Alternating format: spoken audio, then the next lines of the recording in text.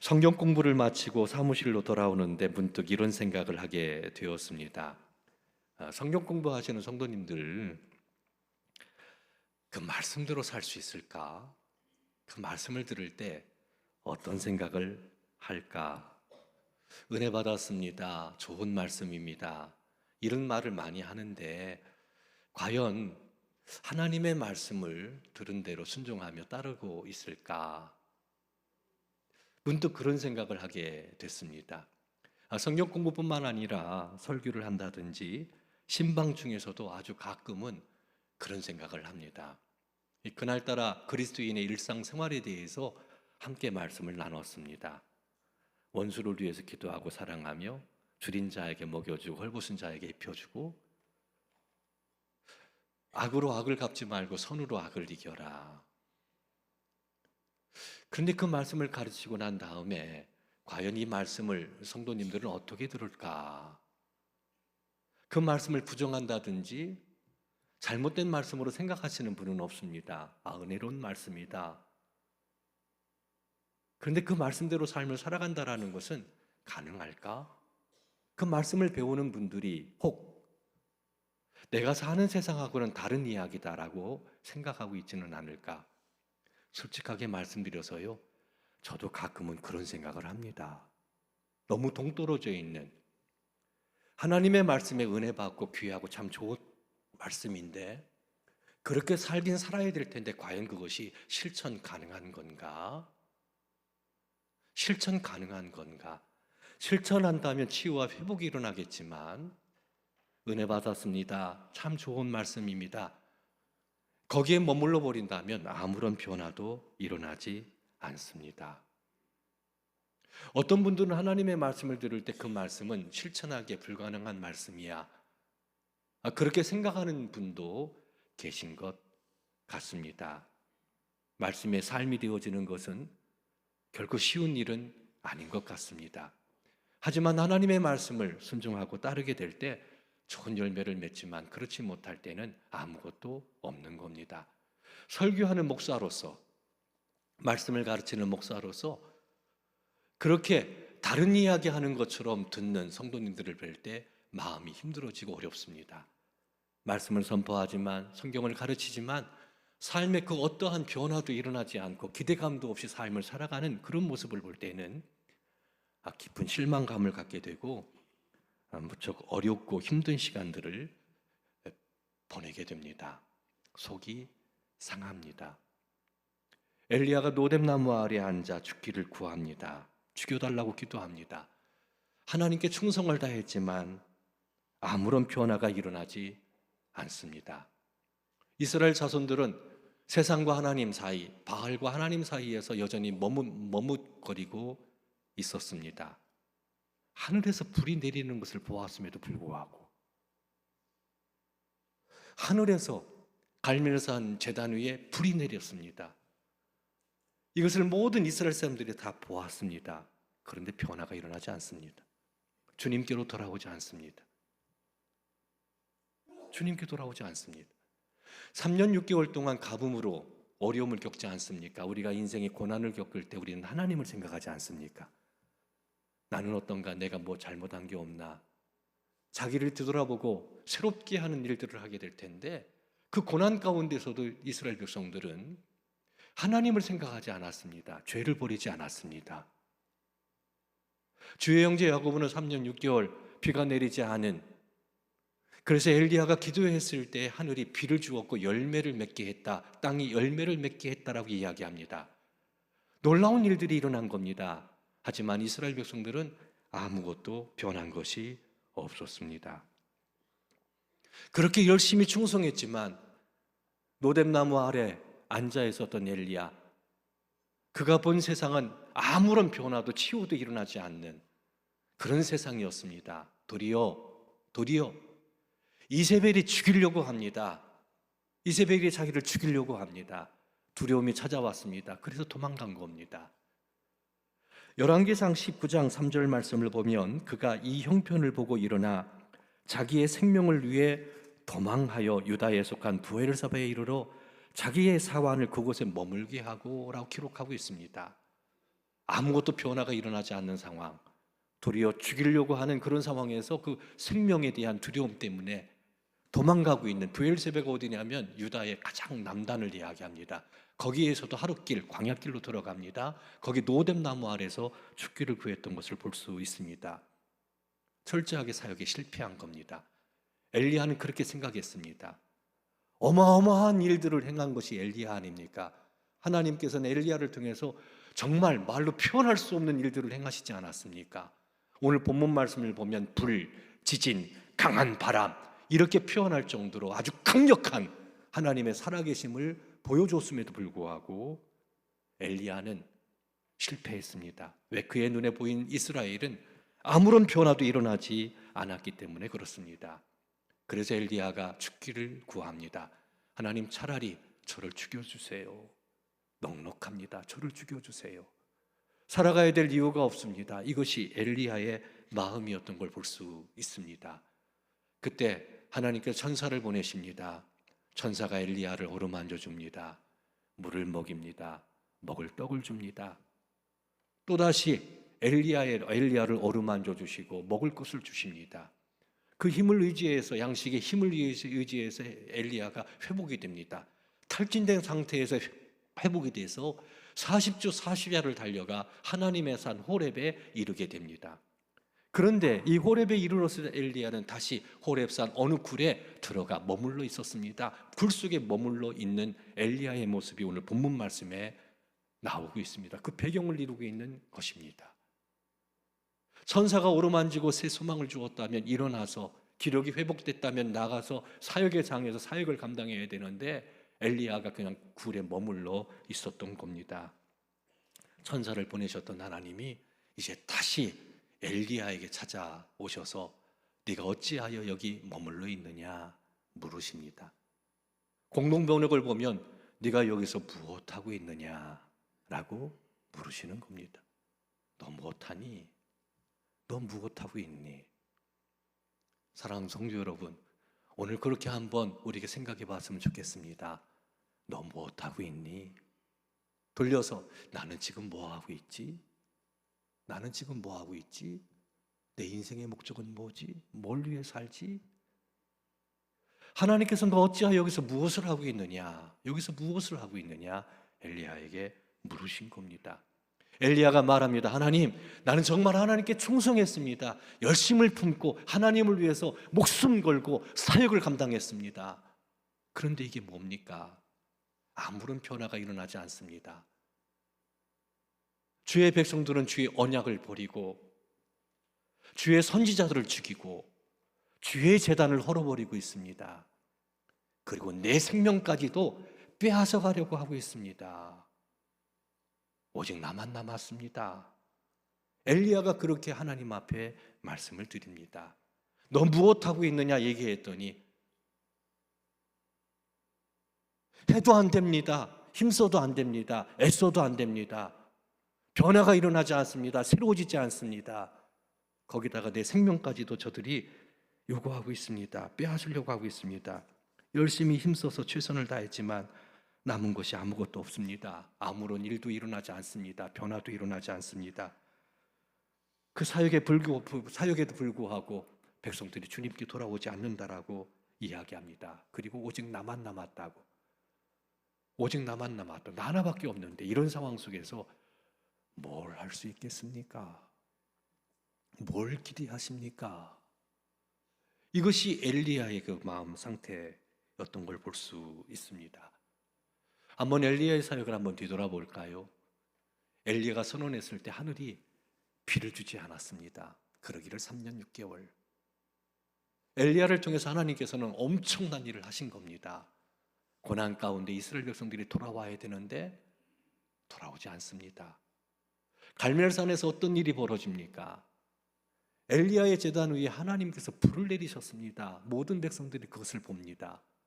한번 생각해 보세요. 지금 우리가 예배를 드릴 때 우리 아연 성결교회 위에 불이 임한다고 생각해 보십시오. 어떤 일이 벌어질까요?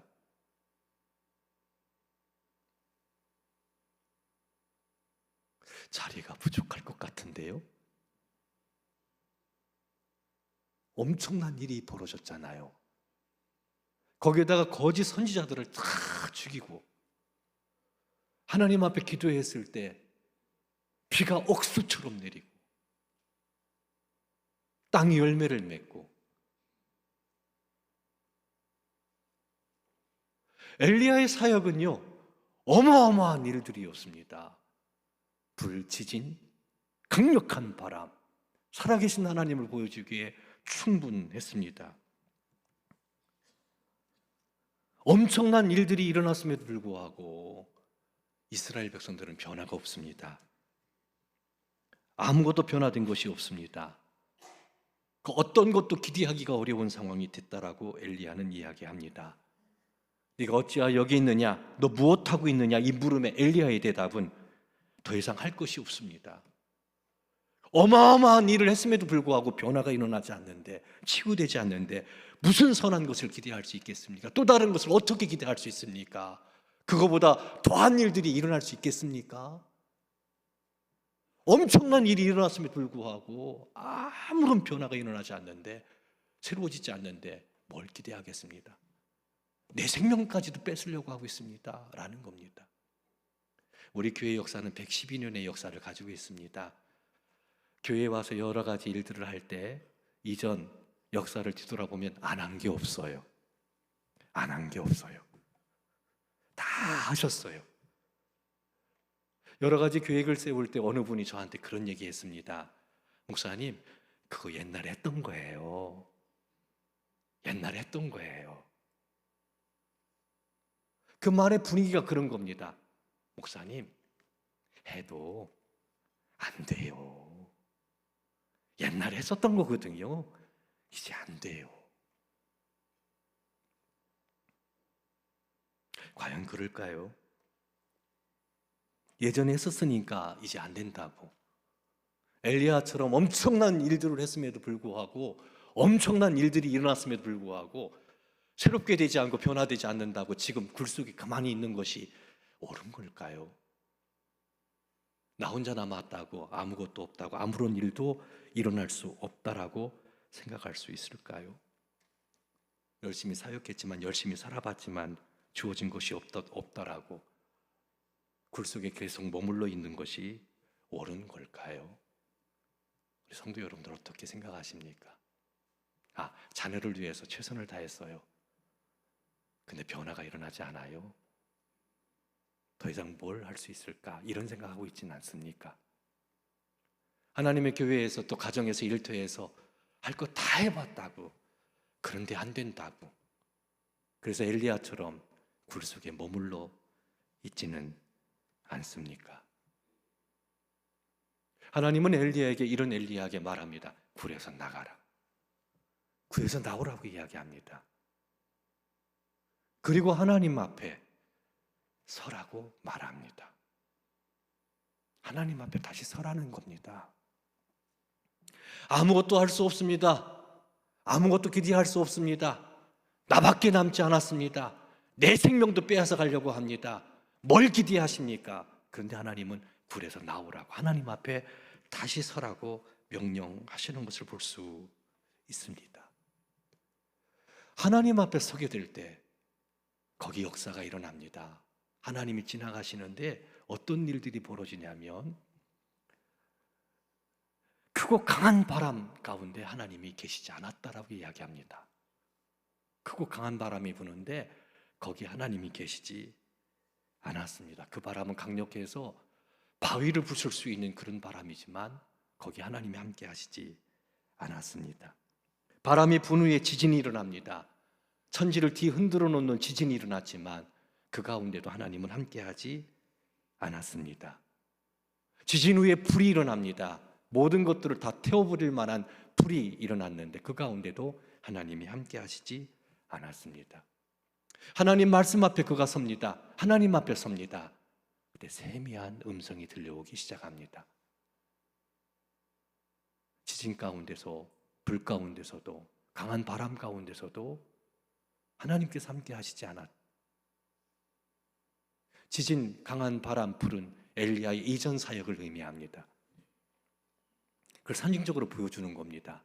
그에 반하여 세미한 음성을 엘리야가 듣게 되는데 하나님의 음성을 듣게 되는 겁니다. 이 세미한 음성은 고요하다, 곱다라는 결합어입니다. 그러니까 아주 세밀한 음성, 아주 세미하게 하나님의 음성이 들려오는 겁니다. 하나님 말씀 앞에 서니 음성을 듣게 됩니다. 강한 바람과 지진과 불과 대조되는 것이 세미함입니다. 근데 그 하나님의 음성을 들을 때 힘이 생깁니다. 이상한 힘이 생깁니다. 새 지혜를 주십니다. 용기가 생깁니다. 그 세미한 음성은 강력합니다. 저는 제 삶의 중심, 제 삶이 성공하느냐 실패하느냐, 그리고 사역이 성공하느냐 실패하느냐, 그 중심에 말씀 묵상이 있다고 늘 생각을 합니다. 말씀 묵상이 내 삶에 미치는 영향, 사역에 미치는 영향은 절대적입니다. 말씀을 묵상할 때에는 모든 것을 다 스탑합니다. 다 스탑합니다. 조용한 방 안에서 아무리 소리를 들리지 않고 아무도 없는 그곳에서 하나님의 말씀을 눈으로 읽습니다. 조용히 하나님 앞에 서는 시간이 말씀 묵상 시간입니다. 그날도 하나님의 말씀을 묵상합니다. 이런 내용이었습니다. 전심으로 하나님께 돌아오려거든 이방 신들과 아수다롯을 너희 중에서 제거하고 너희 마음을 여호와께로 향하여 그만을 섬기라. 그리하면 너희를 블레셋 사람의 손에서 건져내시리라. 사무엘이 이스라엘 온 족속에게 한 말입니다. 이 말씀을 읽을 때 아주 조용한 시간, 모든 것을 다 스탑하고 그 말씀 앞에서 이 말씀을 묵상하는데 이렇게 말씀하시는 것 같았습니다. 너 새롭게 되기를 원하니? 평안한 삶을 살기를 원하니? 하나님이 주시는 복을 누리기를 원하니? 목사니까 부흥에 대한 열망이 있죠? 너 교회 부흥되기를 원하니? 제 눈에 이 말씀이 이렇게 들려왔습니다. 블레셋에서 건져내리라, 이 말씀이 이렇게 들려왔습니다. 너 부흥 원하니? 평안하기를 원하니? 새롭게 되기를 원하니? 치유되기를 원하니? 하나님이 주시는 복 누리기를 원하니? 그렇다면 제거하라는 거예요. 뭘 제거해야 되느냐? 이방신, 아스타롯, 하나님보다 더 사랑하는 것들, 하나님보다 우선순위에 놓았던 것들, 그거 제거하라는 겁니다. 그리고 오직 하나님만을 섬기라는 겁니다. 강력하게 제 마음 가운데 말씀을 주셨어요. 블레셋에서 건져냄을 받기를 원한다면 제거하고 오직 하나님만을 섬기라는 겁니다. 말씀을 묵상하면서 그러면 내가 버려야 될 것이 뭔가 살펴보았습니다. 말씀 묵상을 통해서 내가 그러면 어떻게 하나님만을 섬기기 위해서 무엇을 해야 될까 돌아보게 됐습니다. 아주 조용한 시간입니다. 아무도 없습니다. 그냥 하나님의 말씀 하나 놓고 그 말씀을 눈으로 읽어가는 사이 세미한 주의 말씀을 듣게 됐습니다. 너 정신 차리고 버려. 그리고 하나님만을 의지해. 그러면 블레셋에서 너를 건져낼 거야. 내가 건질 거야. 이와 같은 것은 저의 삶에 결정적 영향을 끼칩니다. 믿음의 길, 사역의 길 걸어가는데 엄청난 힘을 가져다 줍니다. 불 속에서, 강한 바람 속에, 지진 속에서 들려지는 하나님의 음성과는 차이가 있어요. 저 설교자라요. 강력하게 설교를 하지만 수많은 사역들을 감당하고 있잖아요. 많은 사역을 감당하지만 또 어느 때에는 병든 자가 치유되는 역사가 일어나지만 여러 가지 일들을 하지만 그러나 결정적으로 제 삶을 좌지우지하는 것은 하나님의 말씀, 세미하게 들려오는 주님의 말씀. 그 말씀이 들려올 때 저는 새 소망을 갖고 희망을 갖고 다시금 하나님 앞에 서고자 하는 열정이 회복되어지는 것을 느끼게 됩니다. 나 혼자 남았다고 느낄 때 힘쓰고 애를 써보지만 아무것도 없고 어떤 변화도 일어나지 않았을 때, 사람에게 실망하고 낙심하고 있을 때, 혹은 수많은 비난으로 두려움에 떨고 있을 때 엘리야처럼 탈진되어 아무것도 기대할 수 없는 벼랑 끝에 서 있을 때, 사랑하는 성도 여러분, 굴에서 나오십시오. 그리고 모든 것 스탑하시고 하나님 앞에 서십시오. 조용히 하나님 앞에 서십시오. 하나님께서 세미한 음성을 들려주십니다. 우리가 해야 될 길, 우리가 가야 될 길 말씀하시는데, 그 세미한 하나님의 음성이 들려올 때는요, 치유가 일어납니다. 이상한 힘이 생깁니다. 이상한 힘이 생깁니다. 어두운 마음이 밝아집니다. 새 소망이 생겨나게 됩니다. 다시 일어설 수 있는 놀라운 은혜가 임한다라는 것, 우리의 삶을 송두리째 바꿔놓을 수 있는 놀라운 역사가 일어난다라는 것 믿으시기를 주님의 이름으로 축원합니다.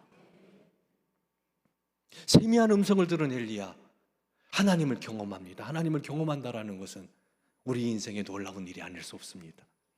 하나님을 경험하게 되니까 어떡합니까? 겉옷으로 얼굴을 가립니다. 사람이 하나님을 뵐 수는 없거든요. 그럼 죽습니다.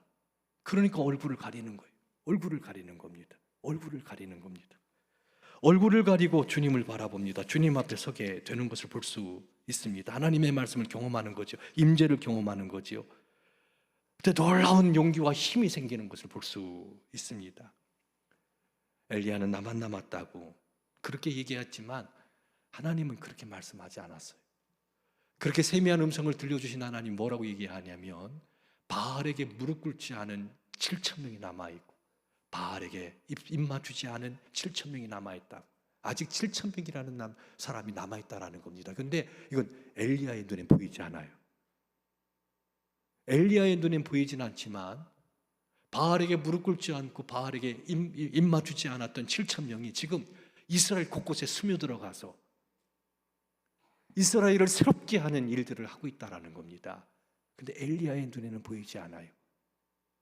그들은 아주 미미한 존재로 그렇게 느껴질 겁니다. 하지만 하나님은 그들을 통해서 위대한 일들을 지금 하고 있다라고 엘리야에게 이야기합니다. 나만 남았습니다. 뭐라고 있습니까? 너 무슨 소리니? 지금 바알에게 무릎 꿇지 않는 7,000명이 지금 이스라엘 곳곳에 스며들어가서 귀한 사역을 감당하고 있다고. 물론 그들은 너처럼 불을 내리게도 비를 내리게도 거짓 선지자를 죽이지도 않았지만